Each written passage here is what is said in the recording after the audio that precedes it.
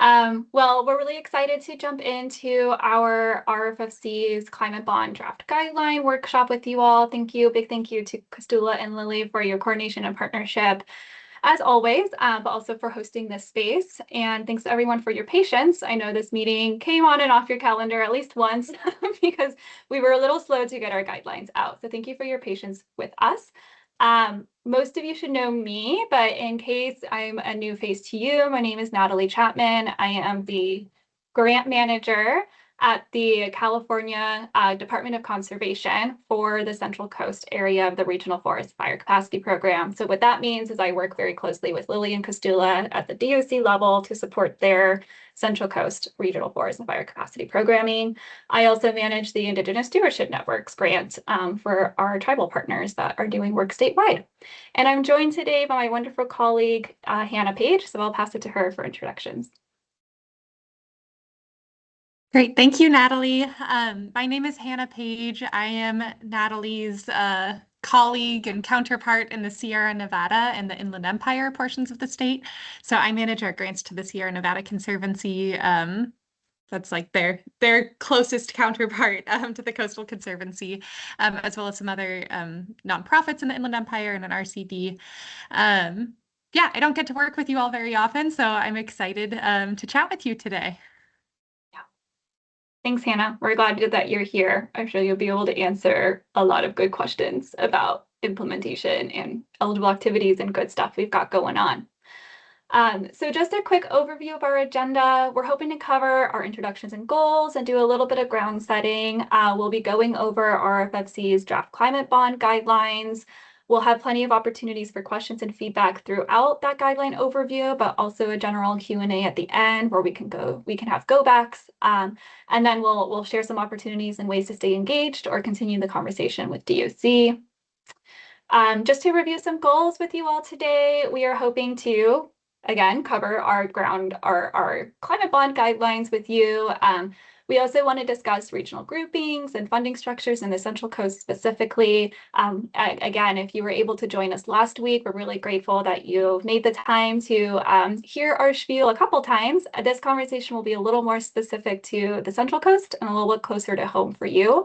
So some information will look really familiar. Some information might be presented in a slightly different way just because I'm able to give more of that regional context, and we're wanting to be attentive to that with the setting and with the trusted partners in the room today. We, of course, want to listen to your feedback and your input and then answer as many questions as we can with the most clarity as possible. And with that, we wanted to just do a quick program background. As you all are probably very familiar, RFFC is a directed block grant program providing capacity building funding to improve community and landscape resilience to wildfire. In case some of you are newer to our programming or haven't heard us give this presentation in the past, we just wanted to do some ground setting by describing the three components that we really think about our program as. These are kind of our three pillars, how we organize ourselves. We think of our funding as investing in place-based practitioners and partnerships, supporting the development and implementation of local and regional project pipelines. That includes project development, putting things in sequence and in order that makes sense, moving things along, getting them shovel ready. And then finally, we focus a lot of our energy and our funding towards strengthening resilient networks between collaborators. So this conversation today is an example of that. All the great in-person convening Coastal Conservancy has hosted over the years is another example, but also just the time that you all have had to share project ideas and updates and strategies between yourselves. That's a third example of how we want to, or how we've invested in strengthening resilient networks throughout the state.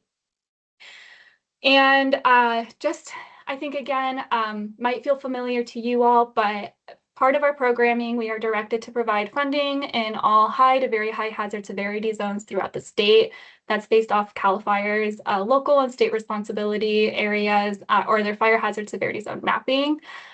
This map might look a little familiar to you all, but might look a little different than it has in the past because CAL FIRE has recently updated this map. So we have a few more areas that are in high to very high hazard severity zones. But nevertheless, we've invested our funding to try to cover those zones to the extent possible, and we've done that through block grants. Block grants are a little bit of a different structure of funding than specific project by project funding awards. Those are more common with competitive grant programs. But we are closely partnering with the Coastal Conservancy, which is the pink area here. I work very closely, as I said, with Lily and Kastula, and as I hope you've all seen us demonstrate, to coordinate this funding in a strategic way while keeping you all connected to DOC's resources as well, and just making the best, having the best possible outcomes for the program as we can in the Central Coast. I just did a little bit of summary stats. You all are so much more familiar with your individual work plans and funding related to RFFC. But so far, we've invested at least $24 million to the Central Coast to date. We're so impressed and excited about all the work you've done. That includes building 9 different regional priority plans, strengthening your regional partnerships, a ton of capacity building projects, some equipment procurement. I also know there's been pilot programs for biomass utilization. So you've all been doing this really great work and putting this funding to work to making your areas more resilient to wildfire. And rounding out kind of our stage setting here, that gets us to this point, or to date, really. So in 2024, the California Climate Bond passed by voters, and it allocates $185 million to the Regional Forest Fire Capacity Program. We're really excited. We've been able to invest $142 million in the past, so this doubles the state's commitment to our programming, and we're really excited to deliver on the promises and grow that the Climate Bond sets forth for us. We've released our draft climate bond guidelines, and from here on out, we'll just call them draft guidelines. We released them in June. Our public comment period is open until July 21st. We're consulting with tribes till the end of July, so just a little extra time for our tribal partners to get formal comments in. And we have some supplementary documentation open for feedback as well. Those can be found on our resources page, and we'll be sure to follow up from this conversation with links to those resources. We'll also be just attaching the general resources to that follow-up email. I think most relevant to this group, you might be interested in taking a peek at our implementation project packet. Hannah will be introducing that in a little bit more detail shortly here, and our quarterly reporting tracker. If you'd like to take a look at our new invoicing template or a subtask tracker template or draft guideline summary of changes, we'll be happy to send that to you as well. Just to give you an overview, we've been mentioning that we've had a webinar last week. So we've been busy hosting different engagement events and having consultation with tribes, not just within this 45-day comment period, but also many of you were part of discussions with us in the pre-guideline development phase. So we thank you tremendously for that and early input. And we've been having tribal engagement consultation. We hosted a couple of roundtables in June. We've had consultations and one-on-one meetings. Again, if you joined us last week, thanks for being here and thanks for giving your feedback about a week ago. We've been hosting regional engagement with workshops. We've had monthly check-ins with folks. And if you would like to request a specific meeting with DOC, please reach out to us. We're also really excited that we've been able to do some targeted feedback or outreach with PBAs, Land Trust, the task force, and other interagency partners as well. So that is our engagement to date and kind of why we're here in this conversation together. Just to give you an overview of our timeline and next steps, here in June, again, we've released our draft guidelines for public comment early June. We're having a 45-day public comment period, which ends in a couple weeks on July 21st.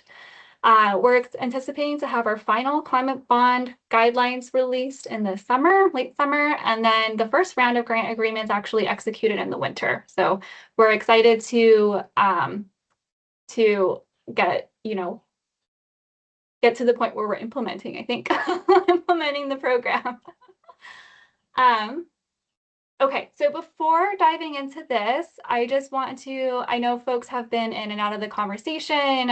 You've all been interacting with each other or with us and Coastal Conservancy. So I just want to pause before going into more of the draft guidelines and see if we have any questions about our program in general or how we relate to Coastal Conservancy. Just a quick pause and check. And I'll ask Lily too if there were any questions that came in through the chat. Nope. Cool. Okay, well, if there's any burning questions, we can always go back. And here in a moment, we'll be going over our draft guidelines. We're really excited to put these in front of you in a little bit more detail here. We'll start off with a summary of early feedback, and then I'll hand the mic over to Hannah to go over eligible activities and costs. We'll talk a bit more about funding pathways, and then metrics reporting and quarterly invoicing. We want to just emphasize that this is an overview and a summary of what's in our guidelines. We do appreciate your feedback here, but if you get the chance to review the guidelines in full, we recommend doing so you can get all the good context needed, and maybe some of your questions answered that way as well. And I talked a little bit about this already, but again, just want to acknowledge how grateful we are for all your engagement and feedback to date. We have some key points to summarize here. When we did some early feedback and engagement requests earlier this year and even last week, we heard the need to continue protecting capacity building dollars. You'll hear us say that we are stepping into implementation and we're really excited to do that, but we're also been attentive to keeping our program true to capacity building and creating a unique niche. So we're hoping that you see that reflected in our guidelines and what we're presenting to you today. We also heard that folks are ready to get funding for integrated programs of work. That might mean creating a program that can fund different kinds of implementation projects under the same grant, or that can mix capacity building and implementation. There's a lot of ways that phrase can be used. And we hope that, again, in our guidelines that we're being responsive. We also heard, please reduce and limit administrative burdens, including invoicing, metrics and reporting, and amendment needs. We try to stay attentive to that as well. We're hopefully following pretty closely the CNRA bond guidance, which you all may have had input on as well, on rolling out an accessible funding program where we're working closely with other state agency partners to align our work and requests with what they do. So just to make it a little easier for folks managing multiple grants, and trying to also balance that with some reporting that we do need on DOC's end. And then finally, we're asked to build an accountable and flexible implementation program by having accessible funding pathways. And again, we hope that rings true to you, but if you continue to see gaps in our programming, we're open to that feedback, and we're truly hoping to close gaps where we can with our final guidelines that will be released later this year. And with that, I'm going to take a little bit of a break here and hand it over to Hannah for eligible costs. Great, thank you, Natalie. So this is the fun part of the guidelines programming, which is what it is that you get to actually do with our funding. And I'll start by saying that as we started making this draft of our guidelines, we started out by looking at our current funding and our current guidelines and really thinking about what it is that's working for people and where we're seeing the objectives of our program really being met and in a lot of cases exceeding. So to that end, we're going to protect the capacity building funding that we've heard from our partners is so crucial. We're going to continue supporting technical assistance efforts for our partners and block grantees. And we're always going to encourage our grantees to pursue that outreach and engagement so that we know our programming will be actually responsive to community needs. So all of this stuff should stay pretty consistent. It should be the work that you guys are familiar with. I know it's a lot of the work that you guys are already doing and excelling at. And rest assured, we want you to keep up that momentum. But for today, we're going to focus most of our time on the stuff that's changing.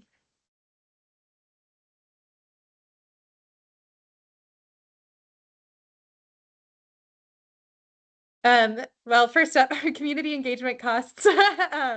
These are also going to stay pretty consistent. We know that those expanded community engagement eligible costs to cover things like facilitation and food and stipends for event participants have really increased community engagement in this wildfire resilience work across the board. I think that's a Central Coast grantee in the slide here. So just a testament to the fact that you guys should be familiar with this and you'll be able to keep this up. This is really crucial to the rest of our programming because we tried to set up our entire program to respond to those community needs.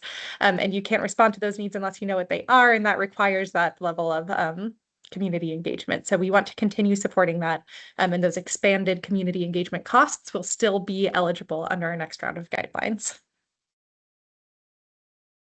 Next slide. Great. Okay. For regional priority planning, again, this is familiar to all of you. I know a lot of you are creating regional priority plans or maintaining them yourselves. Some of this, you may have noticed that in our current round of guidelines, the regional priority planning section has expanded from like 2 to 6 pages, I think. So while we plan to continue supporting regional priority planning, we are also expanding the ways that we want to do so. And we've gotten some more opportunities to support regional priority plans under the climate bond. So for those of you who are still developing your regional priority plans, by all means, we will continue to support those efforts. But for those of you whose regional priority plans are either complete or will be complete really soon, we are going to support their ongoing maintenance. We know that regional priority plans are dynamic in nature. They need to be responding to community needs and to changing funding landscapes. So we anticipate some costs coming along with that, and that's something that we want to set up our program to support you with. I'll also add that we as a program are statutorily obligated to promote the goals of the task force and the action plan.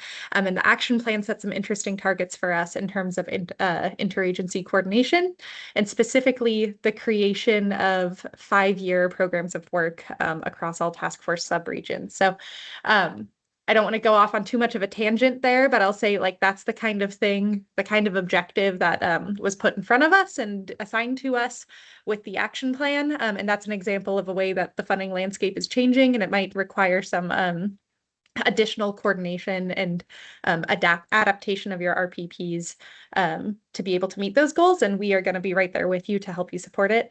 I know we'll get into, don't worry too much about that, I'll say, but I only bring it up to say that as these situations and as these objectives change, DOC is in lockstep with you and trying, we'll do everything we can to support you to meet those objectives. And in addition to regional priority plan maintenance, we also have the exciting opportunity to fund regional priority plan implementation. And when we say implementation, we're talking about actual, I'm trying to think of another word besides implementation, but the actual doing of on the ground, like ground disturbing projects. We are specifically envisioning using RFFC funding to support projects identified through your RPP processes. So once your RPP is complete or activated, you may be ready to receive that implementation funding from us to use towards your highest priority projects or projects that are on your regional priority plan, but for whatever reason have fallen through the cracks of other funding sources. It's important to note that in addition to your regional priority plan being complete, we're also looking for whether your regional partnership has the essential capacities required to utilize implementation funding before we deem you ready to receive implementation funding from us. So you can see this screen grab of our guidelines on the right side of this slide. That's describing what we've identified as essential capacities. This is another layer of assessment that we'll be looking into before we consider our block grantees eligible for RPP implementation funding. What we're looking at here, or what this is getting at, is that we know it takes more than a plan to get work done, and that our partnerships and our grantees need to have some key components in place to be able to utilize large amounts of grant funding. So this is our effort to kind of cross-reference that and take a good look at those capacities to ensure that our partners are able to utilize our funding effectively before we put you in the position where you have to start using it. In terms of how this assessment looks, or when we deem you ready, and when we've decided that your partnership has those essential capacities, our guidelines say that it is DOC's sole determination, but we plan to do this very collaboratively with all of our partners. Currently, we've scoped out a multi-step process that involves interviews with our partners and our grantees, just so we can reach a shared understanding of which capacities your region has and how far along your RPP is, followed by an interagency review. This is a really exciting part of the process that's going to be new under our new round of guidelines, wherein we take your RPP and the results of the interviews we've conducted, and we sit down with other funders and other agency partners, and we can kind of showcase the work that you've done. And this is a good opportunity for us to get feedback on what is and what isn't working about our program, and also get some buy-in and trust from other funders to hopefully get more funding going to your region. One final thing here on essential capacities. I just want to flag that we're not looking for any individual organization or necessarily for all of our grantees to have every single one of these capacities themselves. We're just looking for those capacities to be demonstrated across the region and across the partnership. So if you are a grantee who has really taken the lead on the actual production of the regional priority plan and the curation and stewardship of all the data and all that stuff, but maybe you're not a lead implementing partner, that's okay, as long as you have a partner in the region who you've demonstrated an ability to get projects implemented in partnership with them. You could still check that box for operational capacity that way. Okay. So for implementation, we've identified a couple different pathways for implementation funding. That's demonstration projects, which is a continuation of our current programming, in addition to that regional portfolio plan implementation that we were just talking about earlier. So for the demonstration projects, that's something that we do currently allow to be implemented under standard guidelines. These are projects that will be demonstrating new or underutilized technologies or approaches that may be able to be replicated or scaled up across the state one day. Because the goal of these demonstration projects is really to put new technologies or ideas to the test, there are some engagement and outreach requirements connected to them so that you can share out those lessons learned. But that is one way that projects can be funded for implementation outside of a regional priority plan. However, the new source of implementation funding, or the new pathway of implementation funding that our program is really leaning into now, is the regional portfolio plan implementation, or the portfolio implementation. So this is the funding pathway for projects that have been identified through an RPP process. They don't necessarily need to be your highest priority. If they're maybe those highest priority projects are great candidates for other sources of funding. You can use RFFC funding wherever it would be most beneficial to your region, as long as the project has been identified through that RPP process. Yeah, this funding is only available to regional block grantees, which I think you guys would all fall under that umbrella. It does have some additional requirements connected to it. For one, has to be a project plan. We've also pitched this 100% match funding requirement at the portfolio scale. We've gotten a lot of questions and feedback about this already, so I'll spend a few minutes on this, and I welcome questions in just a moment. But what we're looking at here is not your standard match requirement at a project by project basis. We are not expecting you to have a 100% match funding source secured at the beginning of your grant term.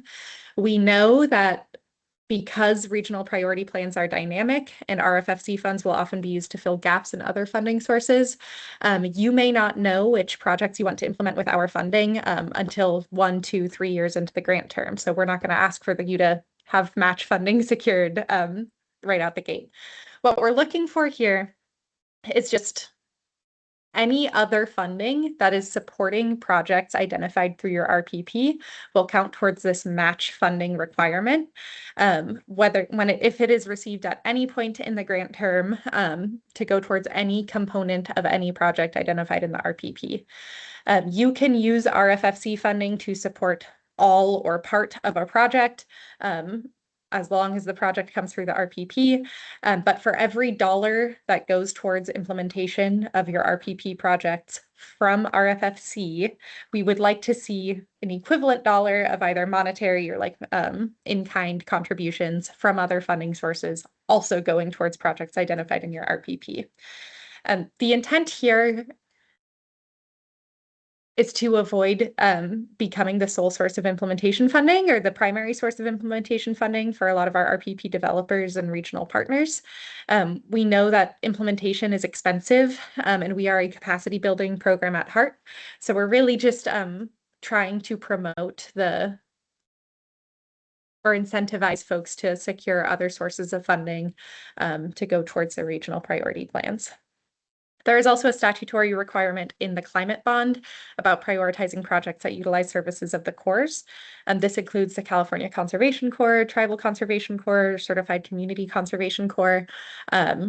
We do need to prioritize those projects, but because we are not a competitive funding source and we're not going to be selecting any specific projects over any others, we are just passing that requirement on to our partners and asking that they prioritize those partnerships where possible.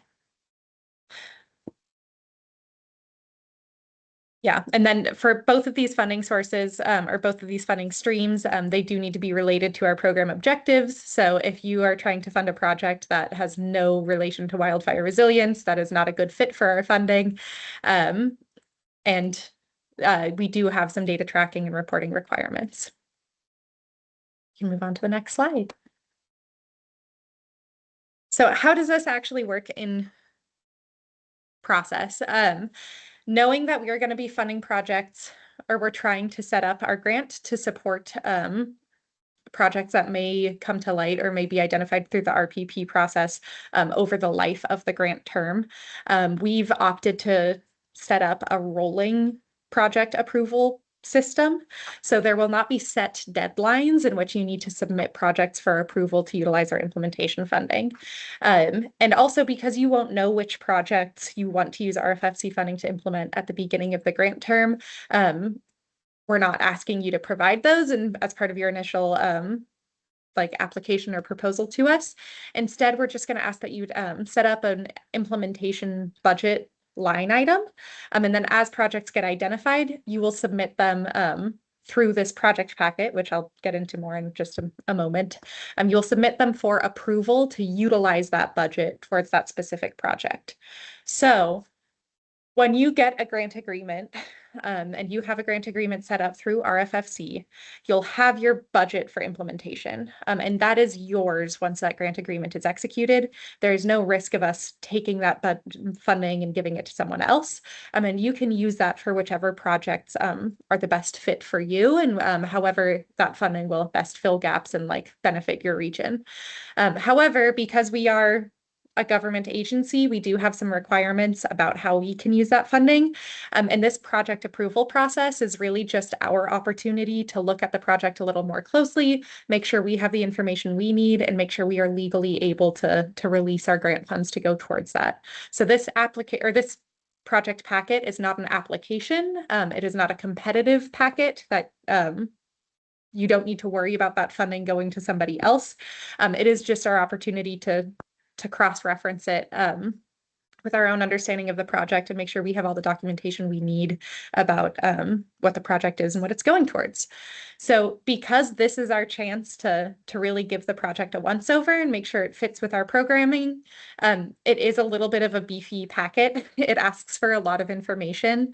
This is our chance to get it all from you and avoid badgering you throughout the rest of your grant term. So we're asking, this is like the one opportunity to report on your specific project. But that said, this packet is intended to cover all of our bases as an agency, including the interagency treatment tracker, the specific reporting that's required for bond funding, our meaningful and direct benefits requirements, which I think we're going to describe in just a minute. This is meant to be comprehensive, so you shouldn't have to come back and touch on those individual projects too much unless your project changes and something that you've submitted in the packet changes. That's okay. You just need to let us know later on. This packet will be used for both demonstration and regional priority plan portfolio projects. Okay. Great. Okay, so that was a ton of information. And I know the implementation section specifically has historically caused a lot of questions. So yeah, I'd love to hear from you. What do you guys think? Any immediate questions or concerns? Rachel has a question in the chat. I'll just read it, unless you want to chime in, Rachel. Could another DOC grant program be considered for match if that project also aligns with the RPP? Another DOC program.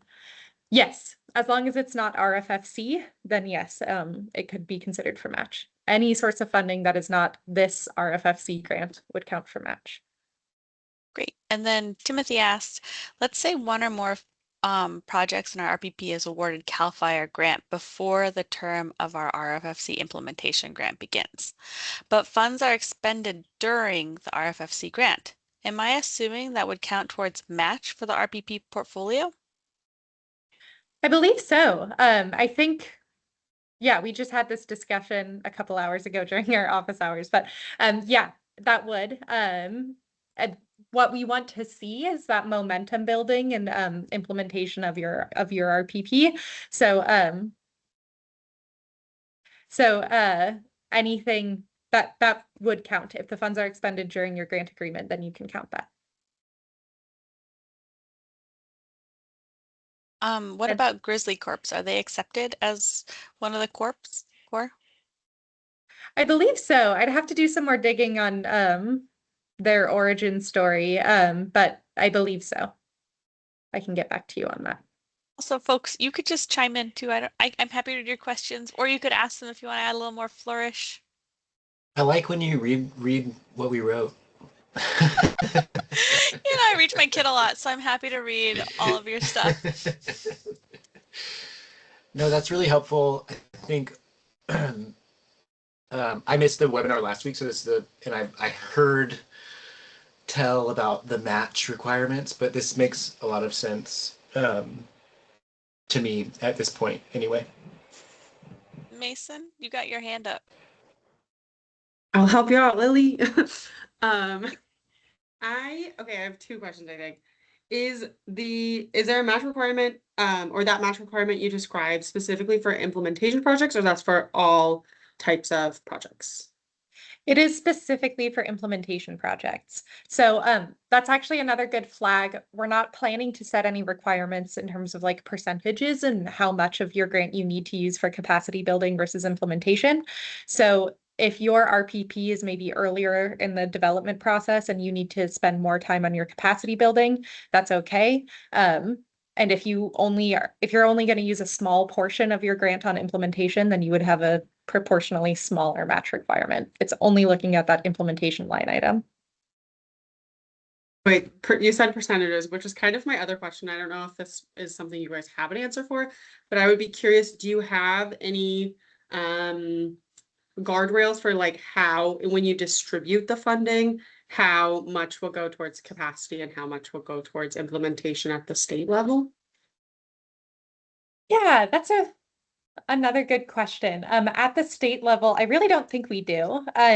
We really want our funding to be flexible and respond to the needs of our partners. So we anticipate that some of our partners will be ready to go on implementation and they'll want a relatively smaller portion of their funding to go towards capacity building just to maintain the processes that are already in place.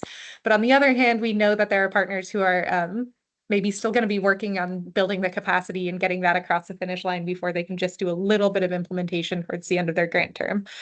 So we want to meet all of those partners where they're at. And because of that, we've been strategically avoiding setting any the strict percentage requirements. Awesome, thank you. Yeah. Mason, did you have another question? You said you had two. Was that both of them? No, it's two. Okay, and then Timothy, you raised your hand next. Yeah, I'm curious about if you've thought of or maybe it's in the guidelines, what the match documentation will be. I'm thinking of like projects in our RPP that are implemented by the agency, on with their own budget, like a parks district or special district or something like that without grant funds, and how you would want that match documented or that leverage documented. Okay, so for match funding, that is not a grant fund. That's a really good question, and I think we need to look into it more and get back to you. Our current plan was to, I think there's a question in the project implementation packet about whether the project, each individual project has any additional funding from other sources. So we were planning to track that, and then we have a leveraged grant funding tracker that we were gonna like sort of compare notes there. But that's a really good point that some of this match will likely not come from grant funds. So we'll need to set up a good way to collect that too. Rob, you're up next. Yeah. Can you hear me? Yeah. Okay. Well, just clarification. So for implementation, you're not requiring, like in the grant application, that we would submit hard polygons and proposed treatment areas or things like that, that there'd be some flexibility, because that's always a challenge, like with the CAL FIRE grants, is you submit some polygons, and then by the time you get the project approved or the grant approved, something changes and it's now the landowner backed out or something, and you have to completely change the grant agreement to reflect a new scope of work. So if that's the case, like if you're being that flexible, that's awesome, because work on the landscape is very variable. Yeah. And then just on that subject of like matches, like, you know, in my previous world of working for Santa Barbara County Fire, like we did actually in many grants use our hand crews as a match, and we would just have our finance people, you know, give an estimate of what that was, you know, how many hours of the crew and how many people, and then that would be reflected in the match. Because there are a lot of agency resources now that are, you know, that are covered in district budgets, but they're still like, it's, you know, it's still quite a fiscal input into projects for sure, you know, using those agency hand crews, for example. Or like agency GIS teams, like you'll reach out to your local fire district and, hey, can you guys get us a map for this one CEQA document we're trying to, you know, get done? Yeah. So. Yeah. And I know that's something to consider for tracking as well. And this came up in our grantee workshop last week, and we have some work to do to flesh out exactly how this tracking would work. So I really appreciate this insight. But to your first point about the flexibility of the project, like you're correct, that interpretation is correct. We are trying to make this as flexible as possible. We do need to know ultimately how many acres were treated and all the details of the project, but the way we're envisioning it is like you set aside your implementation funding. As you get other projects funded from other sources, you identify which projects might need to be funded by RFFC. You tell us what the project is to the best of your ability. Then once the project is done, you just need to update us if there were any major changes in terms of what you were able to treat or how you treated it. Wow, that's super cool. Okay, and then last little question, CEQA costs, is that something that can be wrapped into this, or how does that play out? I know sometimes shovel ready means you already did CEQA, sometimes it's part of the project. Totally. I think so. That's still an eligible cost, but it would come out of your like project development or capacity building budget as opposed to the implementation. Okay, good to know. Thanks. Yeah. Seth, you had a question, but you also typed in the chat. Just go for it. All right, I'm going to go for it. I got a two-parter. Part number one is, as we all know, individual CAL FIRE units have their unit plan for projects and priorities in the individual unit. And each CAL FIRE unit updates those at different points in time. My question is, what are the challenges of making sure that the projects in the RPPs are also showing in the relative or respective CAL FIRE unit plans? Because oftentimes their grant decisions at the unit level are made by meeting their unit plan priorities for projects. And if a project that we want is listed in the RPP, it's not necessarily going to be updated as part of the unit plan. So have you had any discussions about calibrating those two, working across CAL FIRE? Am I making sense, or is everybody looking at me like, what's he talking about? I think you're making sense, but I just want to understand. So the question is about like what DOC is doing to promote that sort of interagency coordination at the more local or regional level, so that there's alignment between plans like the regional priority plans and the CAL FIRE unit plans. Couldn't have said it better myself. That's what I'm Okay, asking. Exactly. great. So I'll start, and then I'd love to see if Natalie has any additional thoughts. But my thinking is that's exactly the kind of regional priority plan maintenance that we would like to support, and that sort of interagency coordination. It's just always kind of a moving target. And if you need to spend your staff time and resources coordinating with your local CAL FIRE unit to make sure you guys have a similar understanding of what the projects are in your area, then like you can use RFFC funding to do that. Okay. My second part, and then I'll say thank you, is we just completed, as part of one of our CAL FIRE projects, we just completed a Cal VTP where we put 145,000 acres under the Cal VTP in West Santa Clara. Could the money, could that project, could the cost of the CEQA, because obviously all the CEQA is covered under the Cal VTP, but had individual towns or areas needed to apply for CEQA, I guess my question is, could the CEQA, if we've got something already covered under the VTP, could the amount of CEQA or the cost of CEQA that they would have had to expend be a match consideration? I'm sorry, can you repeat that last part? Sure, I don't make these The questions. cost of CEQA being a Well, match. so, right, obviously, for any ground disturbance, you're going to need CEQA to take place. So we've got a large area that we've already covered through the Cal VTP. So none of the communities in the area would have to apply for CEQA coverage. They'd be able to use the Cal VTP. But there would have been a CEQA cost should they have had to apply for CEQA. My question was, could those costs be included as part of a match? Okay, so the avoided cost of the CEQA analysis. There we go. Okay. That's interesting. And I think I'd have to get back to you before giving you a final answer. I would love to talk this over with our team a little more, but my first thought is I don't think so, because the match funding is implementation specific. Yeah, I didn't think so either, but I just wanted to get your final answer. But I appreciate that. I appreciate the question. Sure, thank you. Do you have anything you want to add, Natalie, on any of those before we move on? No, that was great. I appreciate the question. And I see Danny's hand is raised. Thanks. Yeah. Just like, I think you're hearing like the creativity of the Central Coast group work on the problem of how are we going to match dollar for dollar every implementation.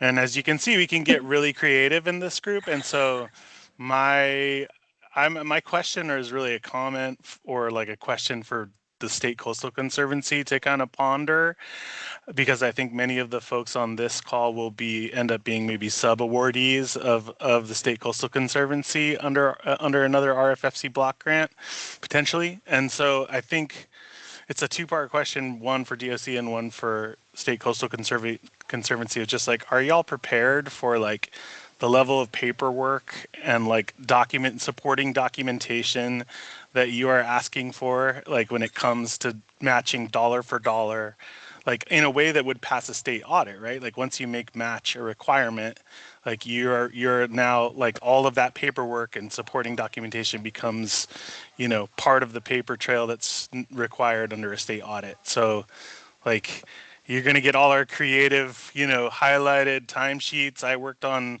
implementation, making a map for like my RFFC funded project on June 30th. You know what I mean? Like it gets crazy fast. And so I want to put that out there as like that's a great idea to incentivize like grantees and sub-awardees of RFFC to go after other funds. But you're also asking like for a mountain of paperwork to be submitted to you in the process.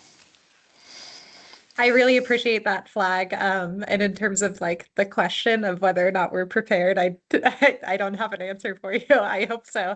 But I hear that more as like a flag on the play and just a comment for us to be aware of. And I think what we've heard through the last few workshops we've done with our partners is that we really need to take a good look at the metrics and reporting requirements that this match requirement would create. Yeah. I'll speak only for myself here and say I'm not prepared. I'm not prepared at all. Yeah. Well, we know that match brings up a lot for folks, and for timing purposes, I want to move us along, but we do want to continue the conversation and want to continue tinkering and workshopping this idea with everyone to try to reach like a mutual objective. So I'm just going to plug our office hours next week, Thursday, which are open, non-structured office hours as a place to just talk shop and, you know, come together with a creative solution mindset. And I'm going to push us on to our next Natalie, section before here. you do, Kostula has her hand up. Yeah, Sorry. I was just about to go to Kostula. I just wanted to remind people too that the public comment period is open. So as well as office hours, Oh, yeah. you can provide public comment. So I encourage you to put this in writing and allow it to be part of the record. Thanks, Kostula. Yeah, we'll be dropping, or in a follow-up email, likely we'll be giving you access to, well, you have our emails. We'll also have a form in case that's easier to just plug and play your ideas and send them our way. When you do submit a formal written comment to DOC, please indicate if you're okay with that comment being publicly released, because under new legislative guidance, we need to publicly publish all of our public comments, or any comments that we receive in writing. And so if there's any information you don't want us to put out, or if you want it to be anonymous, flag that when you do. If you say, I don't want this comment to be public, then we won't publish it. That's a way for us to get around that, but just wanted to flag that new mandate that we're following. Okay, thank you everyone, and big thank you to Hannah, who might have to drop off here in a minute. So I just want to flag and say thank you, Hannah, for being here to present on all the implementation and great match funding. Danny, one of your comments is actually a really great segue into funding pathways and what funding to the Central Coast might look like, because I think that you're right. We're really open to different ways of funding to the Central Coast. Some of those might be through subawards through Coastal Conservancy. Some of them might be direct block grants from DOC. So let's get into some of that now. Something we want you all to be aware of is just thinking about our $185 million funding bucket as a total, and that needs to be carved up in a couple of ways. It's not going to be carved up in capacity versus implementation, but the climate bond does direct the program and the climate bond has a stipulation that 40% of all climate bond dollars need to go towards meaningful and direct benefits to priority populations, which is really awesome. And the way that DOC is interpreting this is that we are going to work towards making 40% of our overall program dollars going to that meaningful and direct benefits. We have some helper slides later on in the presentation if you want more details on what meaningful and direct benefits mean. We have a couple of appendices in our guidelines themselves that go into a detail of how to claim those benefits to see if that works. To see if the project idea that you have actually lead to meaningful and direct benefits. But the way we're framing the question up in our draft guidelines is that we are going to be asking our block grant recipients to build their work plans and budgets, having assumed that they're going to be able to meet this 40%. And it's a place to start, but this is a program-wide goal overall, and we want to know how you feel about being able to meet that climate bond stipulation. And then beyond that, DOC is committing 10% of our program funds to projects that increase tribal stewardship and wildfire resilience work. Tribal stewardship and tribal sovereignty is incredibly important for wildfire resilience, and they have a deep connection and integral value with wildfire in the landscape. And there is a new policy and toolkit that California Natural Resources Agency has put together to help further tribal stewardship and autonomy in this space. And so we're leaning on that policy to help inform this 10% commitment. And because our program's a little bit funky, a true tribal set-aside doesn't quite square with a non-competitive block grant program. So instead of having a tribal set-aside, what we're doing is saying at least 10% of our program funds over the life of the bond need to go to projects that increase tribal wildfire resilience work. And that would mean $18.5 million over the life of the bond. Okay, I'm sure you all have questions about how to get access to this funding. Something that we heard early on was to be a little more transparent about how DOC makes funding decisions. And we're going to be working very closely with Coastal Conservancy throughout this process and different intervals, and actively talking now to figure out how our two teams will come together to help decide these decisions going forward. But the first step in this process is that DOC will issue a notification of funding availability. That NOFA is a solicitation request from you for you all, essentially, and we'll have the stipulations describing DOC's priorities for that round of funding. We're expecting about 3 NOFAs, or at least 3 NOFAs throughout the life of the bond. So that means multiple rounds of funding and multiple opportunities to have access to DOC funding directly. I'll be going over a couple of these things in more detail here, so I'm going to keep scooching along. But after the NOFA process, we're going to be entering a pre-proposal and review and recommendation process. This is following the 2-step process that the California Natural Resources Agency asked folks rolling out the climate bond to respond to. We heard that having formal applications is really burdensome, so we're trying to limit the work there by having this more of a dialogue between our partners. And I'll say that this is already the process that we follow. We're just putting pen to paper, making it transparent by putting it in our guidelines. That pre-proposal process will look like having conversations with us, and really it can be a start to the conversation or building off conversations we've already had in the past if you've been a legacy partner or we know your programming really well. And you'll submit like a 1 to 2 pager pre-proposal just describing how you think that you fit with the program, what kind of grant type you think that you're aligned most with, or what your wildfire resilience and priorities are. We'll move then into a review and recommendation stage. We're in consultation right now with Coastal Conservancy to figure out the best way for us to be sharing this information and having joint conversations about how funding gets distributed through the Central Coast to have the best fit scenario for all of your funding needs. But an opportunity might exist where Coastal Conservancy and DOC review these proposals together and communicate with all of you and have like an open conversation and dialogue about how those proposals get funded.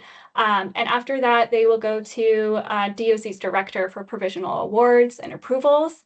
That's when we enter a negotiated award consultation process. That can take between 3 to 5 months, depending on how many organizations are involved. But that's where we get into the details of what your work plan actually looks like in action. What does your budget breakdown look like? How do you respond to those 40% meaningful direct benefit requirements? What do you actually need from the menu of options that Hannah listed? Each grant will look different from each other. Our grants right now look very different from each other. And we expect to be able to have that flexibility going forward as well. After negotiations, we'll have our final awards. And I'm going to just talk a little bit more about what our different grant types are for this next round of funding. Right now, we use the terminology regional block grants, statewide grants, and then we kind of have this special projects bucket. With the climate bond funding, we are proposing 2 different grant types, our regional block grants and our coordinating block grants. And right now, I just want to introduce what our regional block grant essential activities are in case this piques your interest and you say, I want to be operating at this scale. I'm interested in this award funding. For regional block grants, we have these things called essential activities, and these are all components that we're expecting the regional block grant lead to be able to do. You need to be able to conduct and implement regional priority planning, administer project development activities, so that's making projects shovel ready, right? Funding that CEQA work, maybe that, funding the CEQA work. Administer project implementation activities, so that's actually like poking the ground, as Lily said. And build and sustain capacity among regional partners, so having a pulse on what your regional partnership needs, how do you funnel that money and prioritize building capacity still. Lead outreach and engagement, as Hannah emphasized, that's going to continue to be core to our programming, and then participate in task force efforts to coordinate regions. So that means acting as a conduit between the state, your regional partnership, and elevating needs up to the task force, and then translating needs from the task force down to regional partners as well. What a coordinating block grant does, it's a little bit more flexible. This is couched under eligible activities. So already there's a language change. It's not essential, it's eligible. So coordinating block grants might look really different. This is interregional or statewide coordination. In some ways, Coastal Conservancy plays a coordinating block grant role currently. They convene partners, build and sustain capacity, provide demonstration project funding, and they do outreach and engagement. Currently, Coastal Conservancy is also acting as a regional block grant, as you all know, and you participate on the sub-award level. So I wanted to start by just describing our different grant types, which I think will help us navigate what decisions, how this funding structure and decision-making process actually looks like. So if you remembered from the original graphic, we had step 1 through 5, right? And step 1 was a notification of funding availability. And we wanted to lift the hood with you all today to talk about what DOC will consider when we're setting our funding priorities. So what goes on in DOC's think tank when we're putting out a NOFA? In our draft guidelines, we're trying to be really transparent and attentive to these 3 funding priorities. The first one is issuing regional block grants to new or emerging regional partnerships to address gaps in coverage.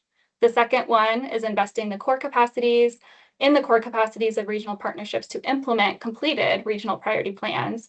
And then the third one is advancing state strategic regional and state priorities. So I want to break this down just a little bit further by showing how the first 2 bullets really lead or set the stage to how DOC will be approaching regional block grant funding with these priorities in mind. So if there's gaps in coverage or needed an expansion of your regional priority plan, that's something we're definitely going to continue to be attentive to. We're also wanting to fund integrated programs of work. So that second bullet point is really meaningful. We're going to be assessing regional priority plans, as Hannah said, and investing in the core capacity so that you all can implement regional priority plans if they're ready for that. And then the last bullet point, although it does influence some regional block grant scopes of work, some of you may be responding to beneficial fire strategies or workforce development strategies that the task force puts forward. These are also things that the coordinating block grants will likely be doing and addressing going forward. And so we just wanted to be transparent about how this gives rise to our different block grant types and what we're considering when we set funding priorities for the NOFA. Okay, so kind of the meat of the conversation from last week. This is the grant selections and task force subregions like opening section here. So after you go through the NOFA process and the pre-proposal and award recommendations, I'm combining 2 steps here. Again, this is going to be a collaborative conversation with the solicitant, with our regional partners, to really determine what's the right scale award for your area. We're going to be attentive to gap filling RPP coverage, including areas without an implementation ready RPP and integrating programs of work. So that means being able to fund both regional priority plans that are ready and need some more development before they are. We're also wanting to be transparent with partners because this is a more transparent process and we're putting out a NOFA that anyone can respond to. We're wanting to just be transparent about where our priorities might be.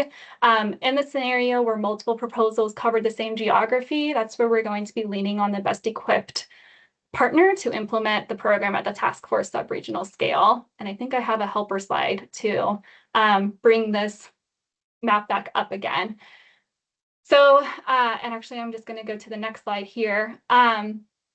What this means for the Central Coast, right? I know that this map is a little bit small. It's also in the draft action plan update. I believe it's page 26, but don't quote me on that, or 46 maybe. And I'll drop the link here. But what this is, well, first of all, I just want to acknowledge this is an uncomfortable map. It puts a lot of people in an uncomfortable place. It splits regions up. Some people feel it's a little haphazardly. People weren't necessarily consulted. So I just want to acknowledge that this is an uncomfortable conversation to be having. And I just want to start with what the fundamental responsibility we're asking for to respond to this map. The first one is that no matter what funding decisions are broken down or made throughout the state, we are going to be responsive to rolling up metrics and reporting at the sub-regional scale. So if DOC or Coastal Conservancy, whoever is funding these different regional block grants, we're going to need to collate them to this 2 to 5 county scale metrics and reporting data for the state. That is what the task force has designed through these sub-regional maps. And so whatever grants we put together, we're going to be responsive to that need, right? To that question, how are we going to roll up metrics and reporting for the state at this scale? Because that's what the task force has put as an objective for us to respond to. This is where we can be a little bit more specific in this group. So if you happen to join us last time, you'll notice that this slide probably feels new, but it shouldn't be new information. I know Lily and Kastula have been talking with many of you on a regular basis, or at least recently, about what sub-regional groupings might look like. I know in our conversations last year when I was on site visits, some of us had these conversations too, and we sent out and drafted an email or a memo together to try to prep this conversation. To the extent possible, I think that it's really possible for us to be granting this next award of funding at sub-regional scales in the Central Coast. I think that you all have existing partnerships and you all have trusted work across regional priority plans and already have existing networks that can help us match administrative need on both sides by having grants that are larger in size than county by county. So that might mean covering multiple counties and regional priority plans under the same regional block grant. We'll be flexible enough to cover RPPs that are at different stages of readiness under the same grant. So if you are in a grant with an RPP that is ready for implementation, but your RPP is still in development, that's A-OK. We are well equipped to have a flexible budget that meets those individual RPP needs so that you can continue to develop while the other group gets to do implementation work as well.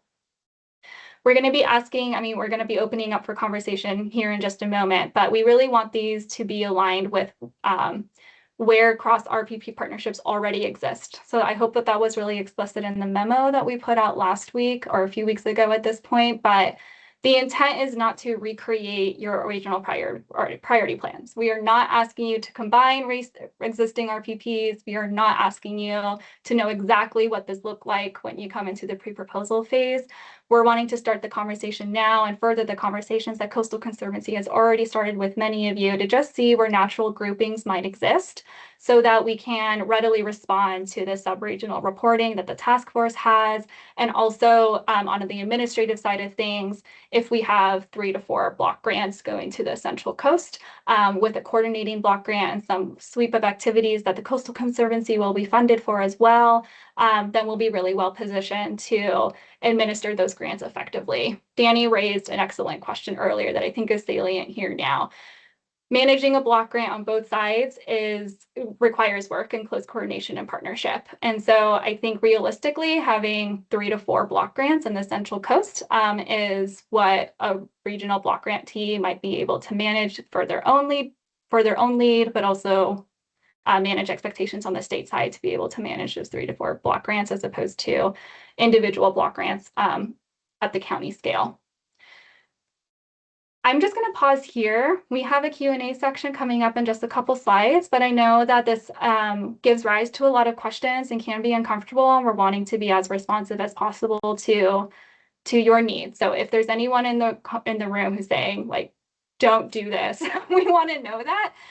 But we also want to know this actually seems reasonable. It just seems like we're going to have to figure this out. And then we want to know that too. I see a hand. Patty.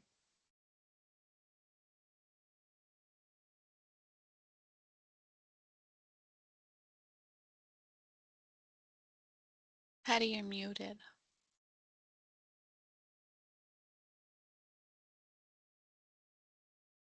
Can you hear me? Yes. Okay, good, thank you. So I'll be the one to say this looks unreasonable. You want us to combine a whole bunch of RPPs into one block grant that covers many counties? Yeah. Can you remind me what organization you're with? I'm sorry. I'm Patty Ciesa, and I'm with the Diablo Fire Safe Council. So hi, Patty. my Fire Safe Council covers Alameda and Contra Costa County, and we are doing an RPP update. But you know, my partner to the south, Seth, he's part of the Santa Cruz Mountains. You know, there's the San Mateo, Santa Cruz, CZU area, and we just have very different capacities, very different terrain, vegetation. Yeah. And I think that I'm just trying to grapple with how one entity can be your grant manager for a regional block grant of an area that big? Thanks, Patty. It's good to meet you formally. I think we might have crossed paths over email. I mean, it's a really great flag and question. I think that this is definitely a change in the structure to how we've granted in the Central Coast before. And I think it feels really unfamiliar, and I get a sense of like just how I'm hearing your question of like how would this even function and how can you put a grant together like that to be responsive to the needs of those different RPPs. I don't have a clear answer about exactly how that might shake out. We don't need to follow the lines that are drawn on this map. So it may not be a grant, you know, where you're clumped in the same grouping that this map is putting on the stage now. We would be first aligning with where partners already exist. And we would want to do this in the places where it might make sense. So in early conversations with some other partners, it seemed like there might be some synergy or a history of cross-coordination and collaboration, existing partnerships, where those conversations they've already administered grants like this before, so they might know the drill, or where they're willing to try. And we're never going to force anybody to do anything that truly does not make sense for their area, or that's going to undermine the program objectives. So I will say that DOC currently manages grants like this in our northern area. There's 2 collaborative groups that are conducting regional priority plans together. It is slightly different structure, but we're covering 5 different counties with that same grant. Those partners have an MOU. They're having cross-coordinating conversations to create a really large RPP, which we would not ask this group to do, but that's how they're approaching it. And then they're taking that context down to their county by county level. And I would say that those grants are really strong. It takes cross-coordination, but we would expect one partner to be the block grant lead, and that would be our main partner for communication with DOC or with Coastal Conservancy, whoever the funder is. And there would be a lot of support in the grant bill itself to help with that phased approach too. There could be options where a couple of grants or a couple of RPPs are under one grant, but there is like, as this other RPP comes online, they can join that grant agreement too, right? There's a lot of ways to be flexible. And I think that something I'm missing here is that these are 7-year grant terms. So there's a lot of time built in to build these opportunities, and not something we need to figure out day one of the grant being signed. So help me understand the grant management burden. Is that shared between the grantee and you? Or is that the grantee expected to be the grant manager? So again, I might lean on Lily and Kostula to corroborate because we're in close partnership. I will say that it is a significant lift on both sides. These block grants are large. It's placing, essentially what block grants try to do is, instead of someone in Sacramento saying, this is exactly what your project needs to look like and you need to hit these boxes, here's your funding, now go do it, but in these really strict parameters, we're giving away that control a bit by having this trust dynamic with the block grantee. And I have some experience down in Southern California, which do operate at these smaller scale block grants. I used to be grant manager down there. Hannah's still in the room, so if you want to chime in with your experience too, I'd welcome that. She's a current grant manager for SoCal Grants. What it looks like is DOC, I try to be as accessible as possible to answer questions as they're administering the award. If you're the block grant lead or recipient, then you're responsible for helping roll up the reporting and metrics and reporting and invoicing to this larger grant, or to this larger invoice package to DOC. Kostula and I work tediously to make that happen for the Coastal Conservancy, and we know that there's work to do there. But there is work to do, right? To report on a block grant, and no matter what scale it is, some of our grants have been 1 county scale at the past, and it's the same amount of administrative work because they're still responsible for rolling up all their sub-awardee project invoices and things of that nature. So, and timesheets and things like that. So really, I'd say the administrative burden,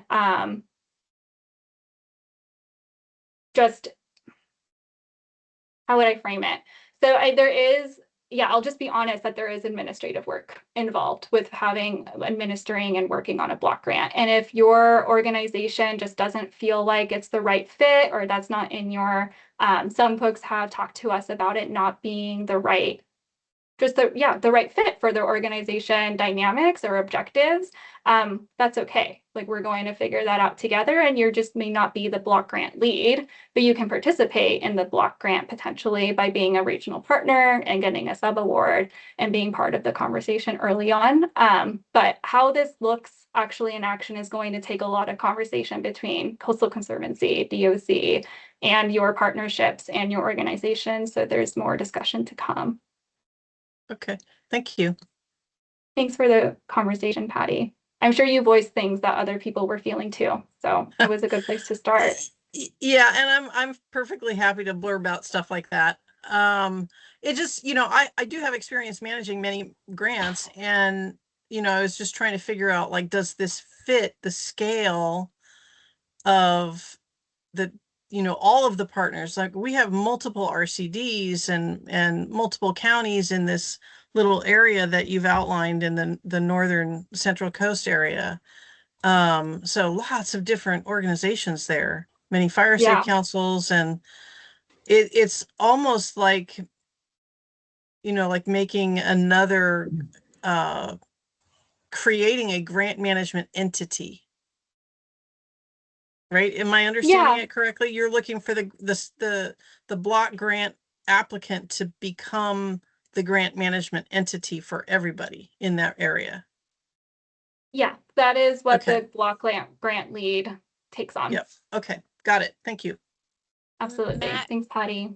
You raised your hand next. Yeah, thank you. Kind of adding to Patty's question, and I think raising things that we're all thinking about.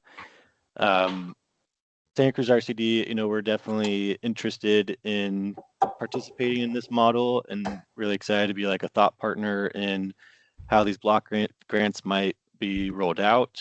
We participated in and led a few RFFC grants under the Coastal Conservancy, and I think it's been pretty successful, but just wanted to raise some of our thoughts of recently we started to track how much funds come into our district versus how much we're managing outside of our district. And that's definitely something that, we're cognizant of and trying to keep track of. I wanted to raise, to Patty's last point, I'm now forgetting the group that did this, but there's, I think, a water group that was focused on large scale watershed planning across a large region, and there was an entity created by those groups, I believe a 501c3, for the sole purpose of a shared grant manager, and just maybe throwing that out there as part of the discussion of, like, what is that? I don't have enough information to add much more to that, but just a thought that has come up. And I think that for a lot of reasons, like you've acknowledged it already, but like the lines on the task force map don't perfectly line up.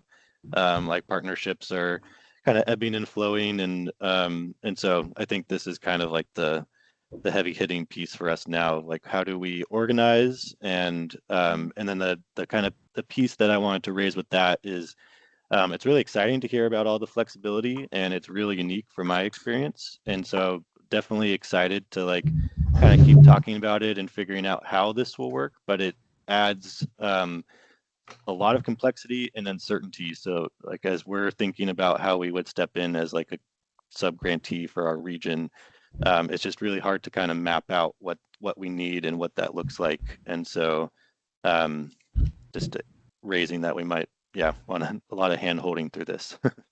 Absolutely. Thank you for those thoughts, Matt. I'll respond to one of them now, and then I'm wondering maybe if from the other questions, some of your other considerations will be addressed too. But I heard you mention like having a facilitator to help manage that or coordinate that grant, and that's absolutely something that the grant itself can cover.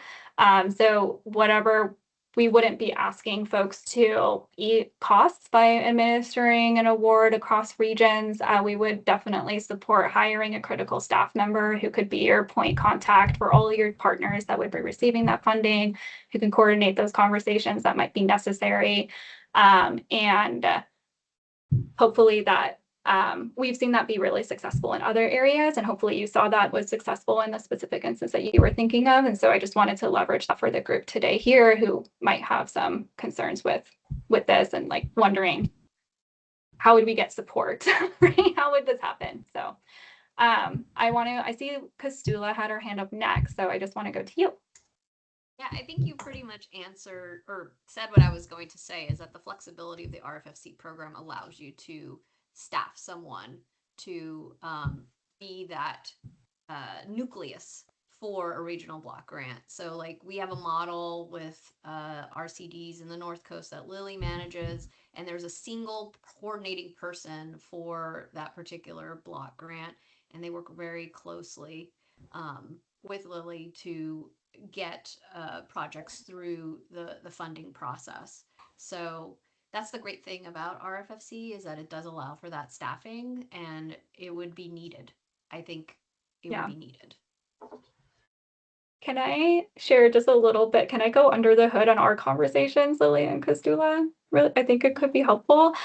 We've talked about extensively over the last, well, like forever, I feel like, what this might look like, but very regularly, especially recently, about how we as a joint team would support this and facilitate this. So if there is funding needed to figure out what those MOUs might look like, or to support those conversations and to get kind of ducks in a row, that's something that we've broached internally between DOC and Coastal Conservancy, trying to make that there, you know, we wouldn't ask you to do this if there's a big lift without getting compensated for it. So how this actually rolls out in practice, it's still going to, I'm asking you to sit in the unknown with me, because I don't know exactly how this looks, because we don't have all the information from everyone yet, but we are thinking about ways to bolster you with funding and with tools to navigate this together. Dan, I see your hand raised. Yeah. Thank you. Good afternoon. And I want to echo Matt's comments about we're really excited about the flexibility this program provides. I think conversations we had here a couple of days ago amongst the group was, how does this work?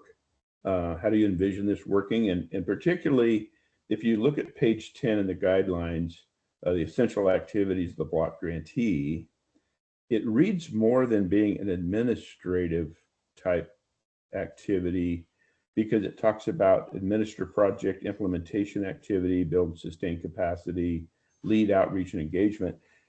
How do you envision this regional block grantees interactions with the county coordinators?